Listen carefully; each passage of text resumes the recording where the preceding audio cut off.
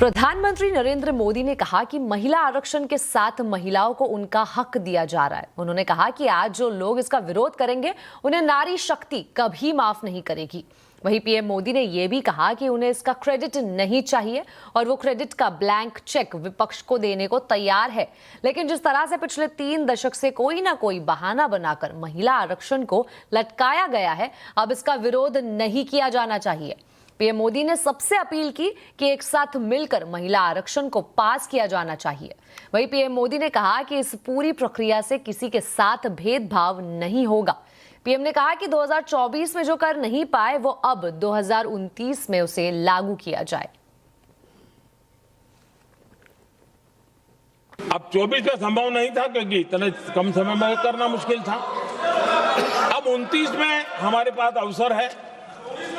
अगर हम 29 में भी नहीं करते तो ये स्थिति क्या बनेगी हम कल्पना कर सकते हैं। फिर हम देश की माताओं बहनों को ये विश्वास नहीं बना पाएंगे कि हम सचमुच में प्रयास सच्चे अर्थ कर सकते थे। और इसलिए समय की मांग है कि अब हम ज्यादा विलंब न करें।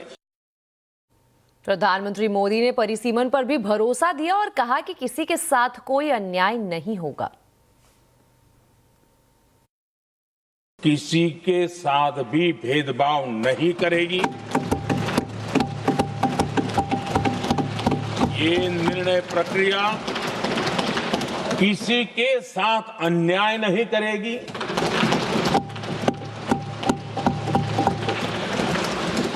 भूतकाल में जो सरकारें रही और जिनके कालखंड में जो परिसीमन हुआ और जो अनुपात उस समय से चला आ रहा है, उस अनुपात में भी कोई बदलाव नहीं होगा और वृद्धि भी उसी अनुपात में होगी।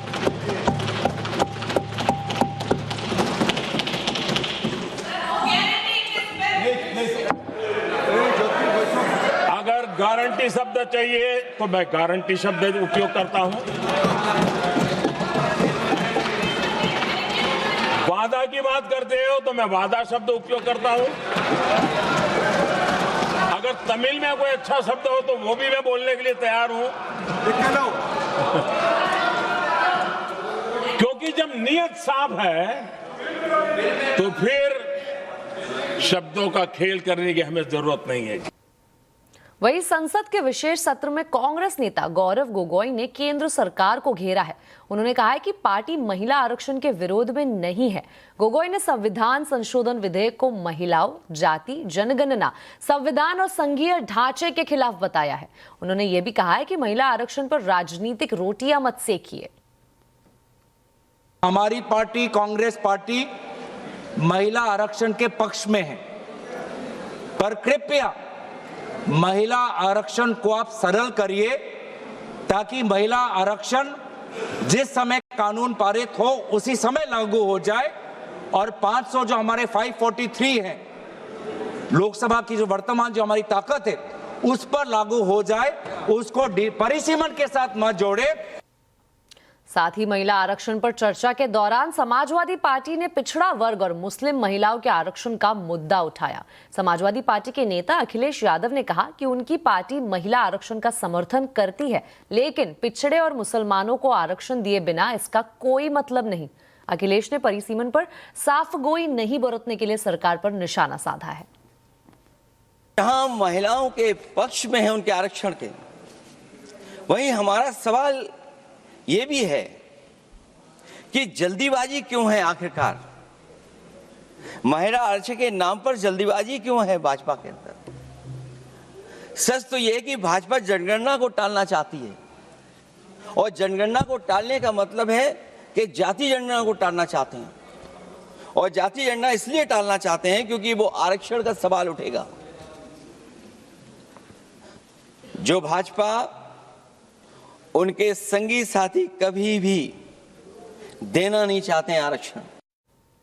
वहीं गृह मंत्री अमित शाह ने 2 टूक कहा कि धर्म के आधार पर आरक्षण गैर संवैधानिक है और इसीलिए मुस्लिम आरक्षण नहीं दिया जा सकता। अमित शाह ने चुटकी ली और कहा कि समाजवादी पार्टी चाहे तो सभी टिकट महिलाओं को दे दे। मान्यवर हमारा संविधान किसी भी प्रकार के धर्म के आधार पर आरक्षण की कतई मंजूरी नहीं देगा।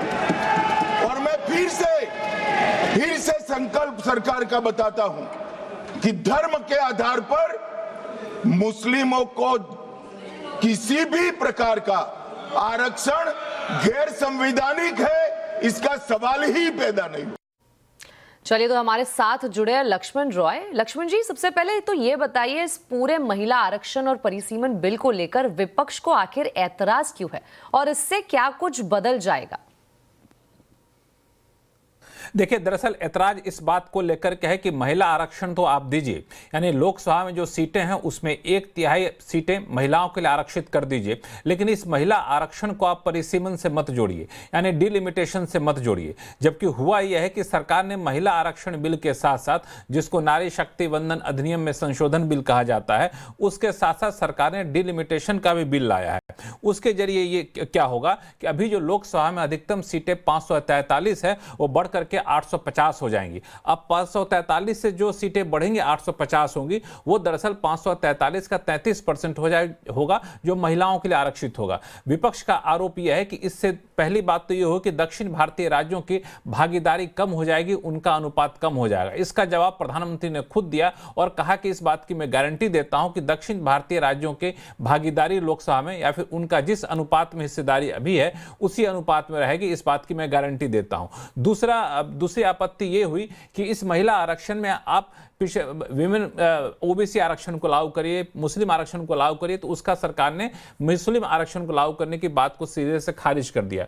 तीसरी बात ये हुई कि महिला आरक्षण लागू करने में इतनी जल्दीबाजी क्यों है। ये इसलिए आपत्ति उठी है क्योंकि सरकार ने महिला आरक्षण बिल जो संशोधन ला रही है उसमें एक बड़ा बदलाव ये करने जा रही है कि अब इस संशोधन के बाद महिला आरक्षण जो है वो अगले लोकसभा चुनाव में ही लागू हो जाएगा। 2029 में जो लोकसभा चुनाव होगा उसमें ही महिला आरक्षण लागू हो जाएगा। उसी समय आपको 850 सीटों के लिए लोकसभा का चुनाव होगा, जबकि अगर मौजूदा कानून के हिसाब से चलते तो हमें 2034 तक का इंतजार करना पड़ता। तो ये भी एक बड़ा पेंच है। और परिसीमन जो करेंगे, यानी लोकसभा के सीटों का जो बंटवारा करेंगे, वो कैसे करेंगे, उसमें विपक्ष को लगता है कि सरकार यहां पर राजनीति कर रही है। यही वजह है कि विपक्ष इसका आलोचना कर रही है, लेकिन सरकार ने, प्रधानमंत्री मोदी ने साफ किया कि इस पूरे बिल को लाने के पीछे कोई राजनीति नहीं है, दरअसल महिलाओं को सशक्त करना है।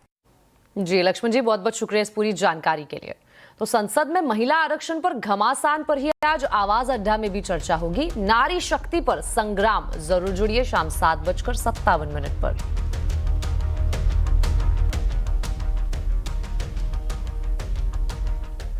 अब आपको बता दें कि सुप्रीम कोर्ट ने पश्चिम बंगाल एसआईआर मामले में अपना आदेश अपलोड किया है। कोर्ट ने कहा है कि जिन लोगों की अपीलेट ट्रिब्यूनल में मंजूर की जाएगी, उन्हें 23 अप्रैल को मतदान करने की अनुमति दी जाएगी। इस पर ज्यादा डिटेल के लिए चलते हैं असीम मनचंदा के पास। असीम, बताइए आखिर इस पूरे एसआईआर को लेकर क्या कुछ कहा है सुप्रीम कोर्ट ने? देखिए, बंगाल में एसआईआर की प्रक्रिया अभी भी जारी है। करीबन 90 लाख वोटर्स थे जिनके ऊपर के ऑब्जेक्शन था, उसमें से अब बच करके सिर्फ 34 लाख वोटर रह गए कि जिनकी अपील अभी भी ट्राइब्यूनल के अंदर पेंडिंग है, और ये मामला सुप्रीम कोर्ट के अंदर भी गया था। तो सुप्रीम कोर्ट ने आज अपना आदेश अपलोड किया है। सुप्रीम कोर्ट ने आर्टिकल 142 के तहत अपनी शक्तियों का प्रयोग किया। सुप्रीम कोर्ट ने कहा कि जिन भी लोगों की, दरअसल ऐसा होता है कि जब भी इलेक्शन कमीशन चुनाव का अनाउंसमेंट करता है, उसके बाद जब नॉमिनेशन की प्रक्रिया पूरी हो जाती है, उसके बाद वोटर लिस्ट फ्रीज हो जाती है। उसमें ना कोई नाम घटाया जा सकता है, ना उसमें नाम बढ़ाया जा सकता है। लेकिन सुप्रीम कोर्ट ने आर्टिकल 142 के तहत अपनी शक्तियों का प्रयोग करते हुए ये कहा कि जो भी लोग, जिनकी भी अपील अभी फिलहाल ट्राइब्यूनल्स के पास पेंडिंग है, अगर ट्राइब्यूनल उनको मंजूरी दे देता है तो 23 अप्रैल को जो बंगाल में पहले चरण के चुनाव होने वाले हैं उसमें अपनी वोटिंग कर सकते हैं। इतना नहीं, सुप्रीम कोर्ट ने यह भी कहा कि अगर उसके बाद भी एक और चरण में वहां पर चुनाव होने, तो उसमें जो भी, जिस भी व्यक्ति को उसकी अपील को मंजूरी मिल जाती है, ट्राइब्यूनल उसको हरी झंडी दे देता है, तो 29 तारीख को भी वोट कर सकता है। तो इसमें बहुत सारे लोग हैं जिनकी अगर ट्राइब्यूनल से मंजूरी मिल सकती है तो वो आगे चल करके इसमें वोट कर सकेंगे। जी बिल्कुल असीम, चलिए बहुत बहुत शुक्रिया इस पूरी जानकारी के लिए। धार्मिक भेदभाव के आरोपों में लेंसकार्ट फंसती दिख रही है। कंपनी की ड्रेस कोड पॉलिसी को लेकर सोशल मीडिया में बवाल मचा हुआ है। कंपनी पर हिंदू प्रतीकों की अनदेखी के आरोप लगाए जा रहे हैं। क्या है ये पूरा मामला, समझा रहे हैं मेरे सहयोगी आशीष चतुर्वेदी। बड़ा गंभीर मामला है। दरअसल आप देखें तो लेंसकार्ट के जो कर्मचारी होते हैं इनके लिए एक इंटरनल पॉलिसी डॉक्यूमेंट बनाता है। उनके एचआर ने पॉलिसी बनाई थी कि ड्रेस कोड कैसा होगा, और उसमें आप देखें तो इसको पॉलिसी डॉक्यूमेंट को बड़े ध्यान से पढ़ेंगे तो समझ में आएगा कि जो हिंदू भावना है इनके साथ सीधे तौर पर खिलवाड़ यहाँ पर देखने को मिल रहा है, और धार्मिक तौर पर आप देखें तो बड़ा भेदभाव यहाँ पर सामने आएगा। इसको पूरी बारीकी से समझते हैं। दरअसल इस वायरल डॉक्यूमेंट में ऐसा क्या है, अब ये क्या कह रहे हैं कि अगर कोई वर्कर है इसके ऊपर इतना सख्त ड्रेस कोड उन्होंने लगा रखा है कि कोई महिला अगर चाहती है तो बिंदी नहीं लगा सकती, अगर सिंदूर किसी को लगाना है तो ऐसे सिंदूर लगाए जो किसी सामने वाले को दिखे नहीं, कलावा नहीं बांध सकते, तिलक नहीं लगा सकते, टीका नहीं लगा सकते। जो सिख भाई हैं, सरदार भाई हैं, अगर वो पगड़ी पहनना चाहते हैं तो सिर्फ और सिर्फ काले रंग की पहने। ये रहे सारे नियम इतने कठोर। लेकिन दूसरी तरफ आप देखें तो ये बता रहे हैं कि हिजाब पहनने में कोई दिक्कत नहीं है, हिजाब पहना जा सकता है। तो सीधे तौर पर आप देखें तो धर्मों के प्रति जो भेदभाव यहाँ पर देखने को मिल रहा है, ये मामला सामने आया।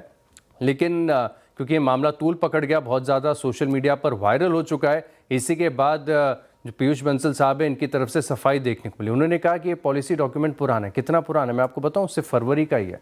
इसके बाद से बता रहे कि कंपनी के जो ग्रोथ के ट्रांजिशन है उसके साथ उनकी पॉलिसीज़ भी चेंज हो गई, इवॉल्व हो गई, लेकिन सिर्फ फरवरी की तो बात है। और उसके बाद ऐसा नहीं कि इसके ऊपर कोई नया डॉक्यूमेंट आया या फिर इसे हटा दिया गया सिस्टम से, बिल्कुल ऐसा देखने को नहीं मिल रहा है। हालांकि इसके लेकर वो बड़ी माफ़ी भी मांग रहे हैं, और दोबारा भी 2 घंटे पहले भी एक्स पर एक पोस्ट उन्होंने किया हुआ है। अब बड़ी बात है कि एक्स एज अ प्लेटफॉर्म बहुत स्मार्ट है। अगर कुछ भी ऐसा भ्रामक होता है, कुछ गलत जानकारी यहाँ पर साझा की जाती है तो कम्युनिटी पोस्ट आ जाते हैं।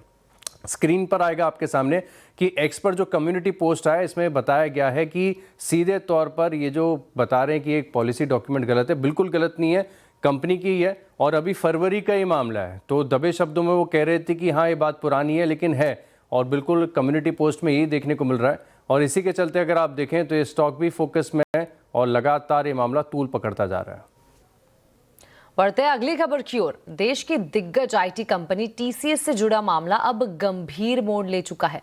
धर्मांतरण से जुड़े मामले में नासिक पुलिस ने अब तक कुल 9 एफआईआर दर्ज की है। मामले की गंभीरता को देखते हुए राष्ट्रीय महिला आयोग ने संज्ञान लिया है और एसआईटी का भी गठन किया है। ज्यादा जानकारी दे रहे हैं इस पर संवाददाता विवेक गुप्ता।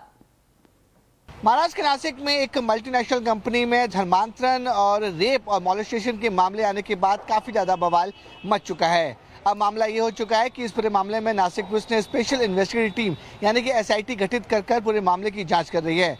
अब तक इस पूरे मामले में 9 एफआईआर दर्ज हो चुकी है और 7 लोगों को इस पूरे मामले में गिरफ्तार किया जा चुका है, जिनमें से 6 जो आरोपी हैं वो इस कंपनी में काम करने वाले टीम लीडर है, यानी कि टॉप लेवल की बॉसेस के लेवल पर है, जिसमें एक एचआर हेड जो महिला है उसे भी गिरफ्तार कर लिया गया है। एक और महिला जिसका नाम निदा खान बताया जा रहा है वो भी आरोपी है, वो फरार चल रही है। आरोप है इन सब के ऊपर कि वो दफ्तर के अंदर लड़के और लड़कियों को धर्मांतरण करने की कोशिश कर रहे थे और 2 लोगों को धर्मांतरण करा भी दिया था। साथ ही साथ इस पूरे मामले में एक रेप की पीड़ित थे और कुछ लोग जो है मॉलेस्टेशन के आरोप भी इन कंपनी के जो लोग काम करते हैं उनके ऊपर लगाया गया है। मामले की गंभीरता को देखते हुए अब नेशनल कमीशन वुमेन यानी कि एनसीडब्ल्यू भी इस पूरे मामले में आ गई है जांच के लिए, और बताया जा रहा है कि 18 अप्रैल यानी कि शनिवार की सुबह 10 बजे दिल्ली की एनसीबीडब्ल्यू की एक स्पेशल टीम नासिक पहुंचेगी और इस पूरे मामले में जांच भी करेगी। जांच का दायरा बढ़ते बढ़ते अब सामने ये आ रहा है कि धर्मांतरण का जो मामला है उसमें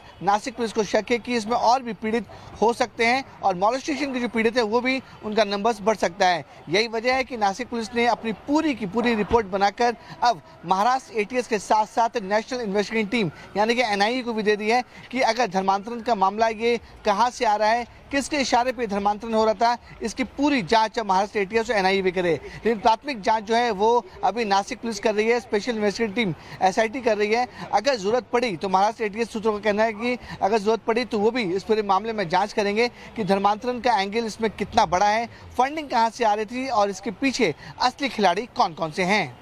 तो टीसीएस की इसी नासिक केस के बाद वर्कप्लेस सेफ्टी पर सवाल फिर उठ रहे हैं। क्या ऑफिस में महिलाओं की सुरक्षा वाकई मजबूत है या सिस्टम सिर्फ कागजों तक सीमित है? इसी पर करेंगे चर्चा आज शाम 5:57 पर सिर्फ कंज्यूमर अड्डा में। अशोक लेलैंड ने एलसीवी सेगमेंट में नई कमर्शियल व्हीकल दोस्त और दोस्त प्लस एक्सेल लॉन्च की है। इस प्रोडक्ट के साथ ऑटो सेक्टर में ग्रोथ और चुनौतियों पर कंपनी के एलसीवी और इंटरनेशनल ऑपरेशंस के हेड अमनदीप सिंह से बातचीत की दीपाली राणा ने।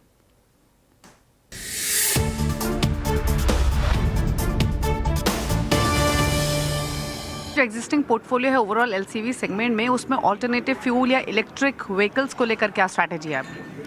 देखिए, इलेक्ट्रिक व्हीकल्स की आगे जो पर्टिकुलरली जो सिटीज़ में है, जैसे जैसे गवर्नमेंट इसको प्रोत्साहन दे रही है, जैसे जैसे इकोसिस्टम आ रहा है, तो हम उसके लिए बिल्कुल तैयार हैं। दोस्त, बड़ा दोस्त दोनों में हमने इलेक्ट्रिक वर्जन की गाड़ियां, हमारी जो सब्सिडरी कंपनी है स्विच, उन्होंने वो लॉन्च की हुई हैं। हमारा इसमें 2 से 4 टन में अगर आप देखेंगे तो 43% आज मार्केट शेयर है ईवी व्हीकल्स में। हम नंबर 1 है, मार्केट लीडरशिप है हमारी, और इन गाड़ियों को हम ऑलरेडी अपने कस्टमर्स को दे रहे हैं और बहुत पसंद हमारे कस्टमर्स हमारी इन इलेक्ट्रिक गाड़ियों को भी कर रहे हैं। और सेम प्लेटफॉर्म में हम CNG tin fuel, same platform में हम डीजल दे रहे हैं, जिससे कि कस्टमर को आगे चल के रखरखाव में, पार्ट्स में, रीसेल वैल्यू में बहुत एडवांटेज होने वाला है। अच्छा, रसल खेमा मैन्युफैक्चरिंग फैसिलिटी के फिलहाल क्या हालात हैं? क्योंकि वेस्ट एशिया कॉन्फ्लिक्ट्स की वजह से वहाँ पर प्रोडक्शन कम हुआ था और इनफैक्ट इस पूरे सिनेरियो से पहले 100% कैपेसिटी पर वो मैन्युफैक्चरिंग फैसिलिटी काम करती थी। अभी कितना प्रोडक्शन कम हुआ है, क्या हालात हैं? देखिए, रसल खैमा में यस, प्रोडक्शन थोड़ा कम हुआ है, क्योंकि जो बाहर से सामान आता है वो उतना उस तरह से जो पहले आता था नहीं आ पा रहा है। हमने कुछ अल्टरनेट लॉजिस्टिक्स की व्यवस्था की है अब, सो धीरे धीरे जो ये इम्पैक्ट है ये कम होगा।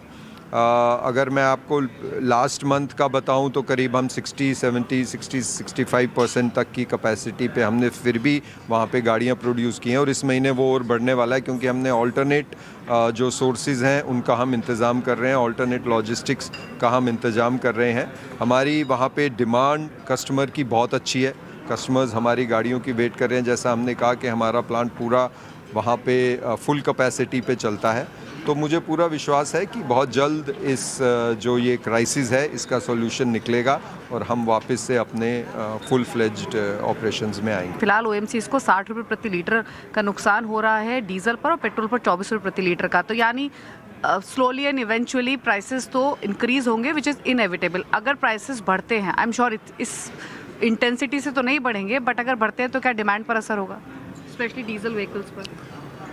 देखिए, कमर्शियल व्हीकल का जो, जैसा मैंने कहा कि डिपेंड करता है टीसीओ के ऊपर। अगर मार्केट में डिमांड है और फ्रेट भी कस्टमर के उस हिसाब से बढ़ते हैं और उस हिसाब से बढ़ पाते हैं, तो फिर उतना ज़्यादा इम्पैक्ट नहीं होगा। हाँ, शुरू में एकदम से थोड़ा इम्पैक्ट आता है शॉर्ट टर्म को लेके, लेकिन मुझे नहीं लगता, मुझे लगता है कि जो ये क्राइसिस है बहुत जल्दी इसका सॉल्यूशन निकलेगा, बिकॉज इस तरह से देर इज़ सभी सिर्फ इंडिया की नहीं, सभी वर्ल्ड की इकोनॉमीज़ पे इसका असर पड़ रहा है, तो आई एम श्योर कि इसका कोई ना कोई हल बहुत जल्दी निकलेगा।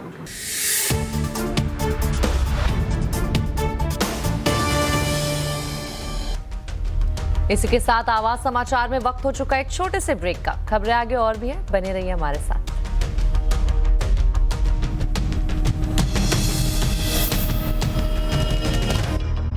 फैक्ट्री मजदूरों के आंदोलन के बाद उत्तर प्रदेश और हरियाणा समेत 12 राज्यों ने न्यूनतम वेतन में बढ़ोतरी की है, लेकिन मजदूरों के वेतन देने में दिल्ली अभी भी नंबर 1 है, जबकि बढ़ोतरी के बावजूद उत्तर प्रदेश और हरियाणा में औसत वेतन राष्ट्रीय औसत से काफी नीचे है। इस पर ज्यादा जानकारी के लिए चलते हैं संवाददाता आलोक प्रियदर्शी के पास। आलोक, कई दिनों से वेतन बढ़ोतरी की मांग को लेकर विरोध प्रदर्शन हो रहे थे, आप बताइए कि राज्यों में न्यूनतम वेतन की फिलहाल क्या स्थिति है? बिल्कुल, देखिए, नोएडा और गाजियाबाद समेत देश के कई इलाकों में जिस तरह से 3-4 दिनों से फैक्ट्री मजदूरों का प्रदर्शन चल रहा है, उसके बाद हरियाणा, उत्तर प्रदेश समेत देश के 12 राज्यों ने अपने यहां न्यूनतम वेतन में बढ़ोतरी की है। बावजूद इसके अगर देखें तो उत्तर प्रदेश और हरियाणा में अभी भी जो न्यूनतम वेतन है वो राष्ट्रीय औसत से नीचे है। अगर हम बात करें कि कौन राज्य है जो सबसे ज्यादा देश में वेतन देता है, तो इसमें दिल्ली अभी भी नंबर 1 पर बना हुआ है, जहां पर जो राष्ट्रीय औसत है प्रतिदिन वेतन का वो 648 रुपया है। दूसरे नंबर पर कर्नाटक और तीसरे नंबर पर महाराष्ट्र है। अगर हम बात करें हरियाणा और उत्तर प्रदेश की, तो हरियाणा में जो औसत प्रतिदिन वेतन है वो 552 रुपये है, जबकि उत्तर प्रदेश में प्रतिदिन का वेतन जो है वो 448 रुपए है। अगर राष्ट्रीय औसत की बात करें तो राष्ट्रीय औसत ये 552 रुपए है। तो इस तरह से हरियाणा और उत्तर प्रदेश का जो प्रतिदिन का राष्ट्रीय औसत वेतन है वो राष्ट्रीय औसत से कम बनता है। अगर हम बात करें तो जो फैक्ट्री वर्कर और मैनेजरियल पोजीशन में काफी अंतर है, लिहाजा इसकी वजह से असंतोष बढ़ रहा है। और पूरी दुनिया में अगर बात करें तो भारत का नंबर 156वें नंबर पर है।